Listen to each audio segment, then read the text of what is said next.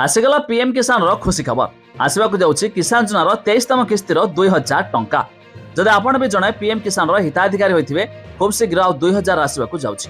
ता छडा एबे भी अनेक हिताधिकारी अछंती जो माने एपर्यंत अप्लाई करिनाथि बा समाने पीएम किसान रे शामिल हेबा पा चाहुतबे तो समाने नूतन आवेदन करि पारिबे।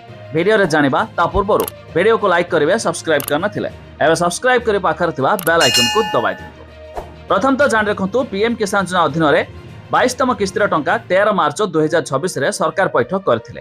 एबे खूब शीघ्र 23तम किस्तिर आउ 2000 टंका आसबाकू जाउछि। हेले एबे भी अनेक हिताधिकारी अछंती जो माने ए स्कीम सो शामिल होई नाहति तो सामाने चाहिले जे कोनसे जनसेवा केंद्र हो किबा मो सेवा केंद्र को जाई ऑनलाइन जुगे अप्लाई करि पारिबे। एहार पोर्टल मध्ये चालू अछि आ जहार अप्रूव हेबा परे आगामी आसीबाकू थेबा 23तम किस्तिर 2000 टंका पाई पारिबे।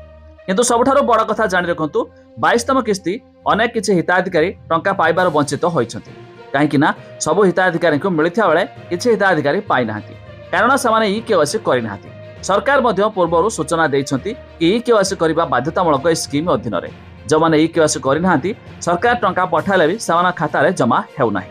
जदि आपण जणे हिताधिकारी टंका पाउ नाहंती तबे निश्चित मध्य केवाईसी कराइ दियंतु। तबे मिलुथिबा सूचना मुताबिक खूब शीघ्र अर्थात आसंता मासरे आउ एक किस्तिर 2000 टंका आसबाकू जाउछि। हेले जानि रखंतु आपण चाहिले एबे मध्य नुआ अप्लाई कर दियंतु जे माने शामिल होई नाहंती। ता छडा केवाईसी करिया पई हेले घरे बसी मध्य आधार ओटीपी थ्रू रे केवाईसी करि पारिबे।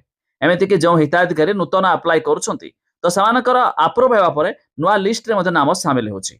आ लिस्ट देखिया पई हेले वेबसाइट रो लिंक हम डिस्क्रिप्शन रे देइछु जाई मध्य चेक करि पारिबे।